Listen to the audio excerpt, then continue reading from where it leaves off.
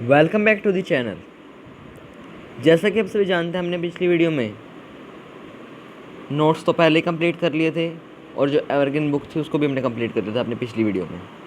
तो आज की इस वीडियो में हम स्टार्ट करेंगे जो सैम्पल पेपर में से सैम्पल पेपर वाली बुक है अरिहंत कंपनी की, उसमें से जो क्वेश्चन आंसर्स हैं उसको स्टार्ट करेंगे। चैप्टर 1 हिस्ट्री के लिए, क्लास 10th की, the rise of nationalism in Europe. ठीक है, तो इसमें आपको पहले कुछ कॉन्सेप्ट दे रखा है, तो जो हमने पहले नोट्स और बुक में पढ़ लिया था उसको हम नहीं पढ़ेंगे। सिर्फ जो इसमें एक्स्ट्रा कॉन्सेप्ट दे रखा है जो हमने वहाँ नहीं पढ़ा उसको हम रीड करेंगे, क्योंकि हमको इतना टाइम हमारे पास इतना टाइम नहीं है, जल्दी से जल्दी हमको स्टडी करनी है, वो हमने पहले वहाँ पढ़ लिया था। ठीक है, तो फटाफट इसको स्टार्ट करते हैं। और हर बार की तरह आपको बता रहा हूँ, नोट्स का लिंक, बुक का लिंक और इस सैम्पल पेपर वाले PDF का लिंक, सबका लिंक आपको डिस्क्रिप्शन में मिल जाएगा, वहाँ से आप जाके डाउनलोड कर सकते हैं। डाउनलोड करने में प्रॉब्लम आए तो मैंने एक वीडियो अपलोड कर रखी है, वो आप जाके चेकआउट कर सकते हैं। और अगर आपको वो दूसरी वीडियोस देखनी है इससे रिलेटेड, डिस्क्रिप्शन में आपको सारी प्लेलिस्ट का लिंक मिल जाएगा। क्लास 10 हिस्ट्री, क्लास 10 हिस्ट्री, दोनों लिंक पे, दोनों में से किसी लिंक पे भी आप जाके चेकआउट कर सकते हैं, आपको पुरानी वीडियोस मिल जाएंगी सारी की सारी। चलिए अब इसको शुरू करते हैं। पहला है concept of national state. During the 19th century nationalism Europe nationalism emerged as a force in Europe. एक फोर्स कहते हैं ना, उसकी तरह जाके यूरोप में एमर्ज मतलब जाकर गिरा, वहाँ पर गया। It brought about sweeping changes, इसने बहुत ज़्यादा चेंजेस इसने लाए पॉलिटिकल और मेंटल वर्ल्ड में, यूरोप के पॉलिटिकल राजनीतिक राज्य में और मेंटल मतलब दिमागी दुनिया में, सारी जगह इसने काफ़ी चेंजेस ला दिए। जिसने नेशन स्टेट की जो स्थापना थी, उसका निर्माण था, उसमें रिजल्ट करा, वो बनाने में इसने वो करा। फ्रेडरिक सोरोम पहले पढ़ चुके हैं, आगे चलते हैं। नेशनलिज्म इन यूरोप, ये भी हम पहले पढ़ चुके हैं, ये भी और ये भी। नेपोलियनिक कोड, अब नेपोलियनिक कोड यहाँ तक हम पहले चलो थोड़ा सा पढ़ लेते हैं, इसमें थोड़ा एक्स्ट्रा भी दे रखा है। देखो, Napoleon has incorporated revolutionary principle by introducing the civil code of 1804 which was known as Napoleon Code। ठीक है, तो नेपोलियन ने एक रेवोल्यूशनरी प्रिंसिपल बनाया जिससे अब सिविल कोड जो है, जिसको उसने सिविल कोड नाम दिया, जिसको हम नेपोलियनिक कोड भी कह सकते हैं, कह देते हैं। इस कोड ने क्या करा, प्रिविलेज्ड बेस्ड ऑन बर्थ, इनको ख़त्म कर दिया, इक्वालिटी एस्टेब्लिश कर दी, राइट टू प्रॉपर्टी ये एक्ट दे दिया, सॉरी ये राइट दे दिया प्रॉपर्टी बचाने का, हर एक को अपने प्रॉपर्टी पे अधिकार होगा, कोई भी उसकी प्रॉपर्टी छीन नहीं सकता। दूसरा, उसने फ्यूडल सिस्टम था उसको एबोलिश कर दिया। ये याद रखना, क्या एबोलिश करा, क्या उसने इम्प्लीमेंट करा। और फ्रीड पीजेंट, इनको भी हटा दिया। ठीक है, जो कि सर्वडम और मैनुअल ड्यूज से जुड़े हुए थे। और इसने क्या करा, एडमिनिस्ट्रेटिव डिवीज़न कर दी, गिल्ड सिस्टम को मिटा दिया, ट्रांसपोर्ट को इम्प्रूव करा, कम्युनिकेशन सिस्टम बढ़ाया। और मतलब मैं इसमें आपको थोड़ा बहुत समझा देता हूँ। इसने क्या करा, भी मान लो पहले क्या होता था कि हर जगह भी मान लो एक मेजर दे रखे, इसी चैप्टर में आया एक एली वर्ड, उसकी मेजरमेंट एक जगह पे कुछ इस तरह से 54.8 करके, किसी जगह पे उसकी 65.6 करके, कुछ इस तरह से उसकी मेजरमेंट दे रखी थी। अब ये सारी अलग अलग है ना, 4 जगह उसकी अलग अलग मेजरमेंट दे रखी थी 1833 में। ठीक है, अब ये सारे अलग अलग है, उसने क्या करा, इन सबको एक बराबर बना दिया, मतलब एल की एक ही वैल्यू होएगी, ये नहीं कि हर जगह अलग अलग होएगी। नेशनल करेंसी उसने बनाई, कॉमन नेशनल करेंसी। ठीक है, आगे चलते हैं। Making of nationalism in Europe, there were no nation state in mid 18th century of Europe. Germany, Italy and Switzerland was divided into kingdom, duchies and kingdom whose rulers had their autonomous territories. They did not see themselves as a collective unity और nation और common culture. देखो इसमें क्या है, कोई nation state नहीं थी mid 18th century तक। 18th सेंचुरी के मिड तक कोई भी नेशन स्टेट थी नहीं थी यूरोप में। जर्मनी, इटली और स्विट्जरलैंड अलग अलग छोटे छोटे स्टेट्स में किंगडम से डिवाइड थे। डच और किंगडम थे, जो उनके रूलर्स थे, जो वो उनकी ऑटोनोमस टेरिटरीज थी। कुछ ये अपने आप को एक कलेक्टिव यूनिटी मतलब इकट्ठा नहीं देख सकते थे, एक यूनिटी एकता में नहीं देख सकते थे, और इनका कल्चर भी सेम नहीं था, ये सब चाहते भी नहीं थे। अगला सवाल आगे, aristocracy and the new middle class, इसके बारे में हमने कुछ पढ़ा था, कुछ इसमें एक्स्ट्रा दे रखा है, वो पढ़ लेते हैं। Aristocracy was a small group but it was the dominant class in the continent. ये एक छोटा सा ग्रुप था बट ये डोमिनेंट क्लास थी, मतलब इसमें अमीरी ज़्यादा थी, गरीबी कम थी, अमीर ज़्यादा थे लोग इसमें, ठीक है। और इनके पास स्टेट्स, पूरी स्टेट्स इन्होंने खरीदी होती थी, इनकी होती थी, वो प्रॉपर्टी इनकी काफ़ी ज़्यादा होती थी। Due to industrialisation the new social group of working class and middle class population including industrialist, businessman, professional came into existence. ये सारे भी इसी उसमें आ गए थे फिर इंडस्ट्रियलाइजेशन की वजह से, नए सोशल ग्रुप भी। अगला सवाल आगे है लिबरल नेशनलिज्म, इसके बारे में कुछ बातें लिख रखी हैं। In early 19th century the ideas of national unity was closely related to ideology of liberalism. कि 19th सेंचुरी की अर्ली स्टार्टिंग 19th सेंचुरी में जो नेशनल यूनिटी के आइडियाज़ थे वो आइडियोलॉजी लिबरलिज्म के जो आइडिया थे ना उन पे बेस्ड थे, ठीक है। For the new middle class liberalism made for freedom for individual and equality before law, ये हमने उसमें पढ़ चुके हैं नोट्स में। इसका मतलब क्या है, न्यू मिडिल क्लास के लिए जो लिबरलिज्म था उसका मतलब था सबके लिए इक्वालिटी, हर एक के लिए फ्रीडम और इक्वालिटी ऑफ वो, सबके लिए समानता हो लॉ के आगे, कानून के आगे। In France the right to vote and to get elected was granted exclusively to person who own property. France में राइट टू वोट और इलेक्शन लड़ने का जो अधिकार था वो सिर्फ उन्हीं पर्सन को दिया जिनके पास प्रॉपर्टी थी। Man without property and women where excluded from this right.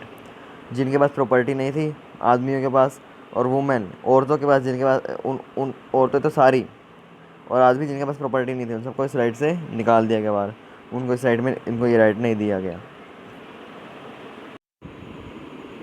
और in the economic sphere liberalism stood for the freedom of market and abolition of state imposed restriction on the movement of goods and capital. और economic sphere में liberalism का क्या मतलब था, freedom और market में सबको फ्रीडम दी जाए। Abolition of state impose restrictions, मतलब सरकार के द्वारा जो रेस्ट्रिक्शन है गुड्स पे, सामान पे, कैपिटल पे, ये सारी रेस्ट्रिक्शन हट जाएँ। तो लिबरलिज्म का मतलब ये था इकोनॉमिक स्फीयर में। आगे अगला है 1834 में कस्टम यूनियन बनाई गई, जो जोलबरी नियम पढ़ चुके हैं, सारे हम पढ़ चुके हैं। आगे चलते हैं a new conservatism after 1815। Following the defeat in 1815 European government were driven by spirit of conservatism. Europe की जो गवर्नमेंट थी उनके अंदर कंजर्वेटिज्म मतलब राजशाही शासन की स्पिरिट आ गई, मतलब उस कह सकते हैं उनके अंदर ये भावना आ गई जब हम राजा का शासन ही लगाएंगे यूरोप में। उन्होंने, ये हम पढ़ चुके हैं सारा कंजर्वेटिज्म क्या होता है, कि कंजर्वेटिज्म जो है ज़्यादा वो करता है, ट्रेडिशन को प्रमोट करता है, इंस्टीट्यूशन एस्टेब्लिश करता है, कस्टम को प्रमोट करता है, और चाहता है कि सारी चीज़ जो डेवलपमेंट है वो एक झटके में हो जाए। ट्रीटी ऑफ वियना हम पढ़ चुके हैं पूरा। आगे चलते हैं। The major outcome of treaty are the Bourbon dynasty. चाहे ये आउटकम पढ़ लो, ये बहुत इंपॉर्टेंट है। देखो क्या क्या आउटकम थे इस ट्रीटी के। बोर्बन डायनेस्टी को सारी पावर दे दी गई। France lost all the territories annexed by Napoleon, मतलब नेपोलियन ने मान 10 देशों पर कब्जा करा तो ये 10 देश फ्रांस से अलग अलग हो गए, ठीक है। और क्या हुआ, फ्रांस के चारों तरफ बाउंड्री बना दी गई क्या, ताकि फ्रांस कभी भी अलग अलग ना हो सके, उसके टुकड़े ना हो सकें। Main intention of Congress was to restore monarchy. ये जो मेन इंटेंशन थी इस कांग्रेस की क्या थी, मोनार्की मतलब राजा का शासन दोबारा से लगाना, जो कि नेपोलियन ने ख़त्म कर दिया था, और एक नया कंजर्वेटिव ऑर्डर यूरोप में बनाना। मतलब वो राजा बनाना चाहते थे, राजा का शासन चाहते थे यूरोप में। Revolutionaries, liberal revolutionaries opposed monarchical forms that have been established after Treaty of Vienna Congress and fight for liberty and freedom। ये जो लिबरल नेशनलिस्ट थे इन्होंने इसकी मोनार्चिकल फॉर्म के विरोध करा और ये लड़ाई करते रहे इसको ख़त्म करने के लिए, लिबर्टी के लिए। एक इटालियन रेवोल्यूशनरी का नाम है जिप्सी मेज़नी, जिसने कि 2 सोसाइटीज़ ढूंढी थी, जिसका नाम है यंग इटली और यंग यूरोप। ये ढूंढी गई थी मर्सिलिस में। ये नोट्स में पढ़ चुके हैं, मैं फिर भी दोबारा बता रहा हूँ आपको। मर्साइल्स में, ये बर्न में, और इसको 1833 में ढूंढा गया था, मतलब इसकी फाउंडेशन रखी थी, स्थापना करी गई थी। आगे चलते हैं। His intentional opposition to monarchy made Metternich describe his. देखो, जिप्सी मेज़नी है ना, इस बंदे को ड्यूक मैटरनिक बंदा था जो, उसने क्या कहा कि ये most important most dangerous enemy है उनके सोशल ऑर्डर का, जो चाहते थे, यानी राजा का शासन चाहते थे वो, उसका मोस्ट डेंजर, सबसे बड़ा एनिमी, सबसे खतरनाक एनिमी है उनका, सबसे बड़ा दुश्मन है। तो ये मेटरनिक ने ये कहा। एज ऑफ रेवोल्यूशन 1830 से 1848 तक। तो liberalism and nationalism was associated with the revolution in many regions of Europe such as Italian and German state। जो लिबरलिज्म और नेशनलिज्म है वो एसोसिएट करता था किस रेवोल्यूशन से, अलग अलग रीजन में, सच एज यूरोप के कई रीजन थे, जैसे इटालियन और जर्मनी स्टेट, मतलब जर्मनी और इटली में ये जो रेवोल्यूशन हुई थी वो बता रहा है। ऑटोमैन एम्पायर के जो प्रोविंसेस, ऑटोमैन एम्पायर के कब्जे में जो एरिया था वो पोलैंड, आयरलैंड, इन जगह पे रेवोल्यूशन हुई थी, ठीक है। पहली रेवोल्यूशन कहाँ हुई थी? 1830 में, जुलाई में हुई थी, फ्रांस में। बोर्बन किंग्स को हटा दिया गया था लिबरल रेवोल्यूशनरी द्वारा, जो कि जिसने लुइस फिलिप को कॉन्स्टिट्यूशनल मोनार्च की तरफ से इंस्टॉल किया था, ठीक है। उन्होंने लुइस फिलिप को वहाँ पे कॉन्स्टिट्यूशनल मोनार्क बना दिया, कॉन्स्टिट्यूशनल तरीके से राजा बना दिया एक तरह से कुछ समय के लिए। ये भी हम पढ़ चुके हैं। ट्रीटी ऑफ कॉन्स्टेंटिनोपल क्या है। आगे चलते हैं। Romantic imagination and national feeling.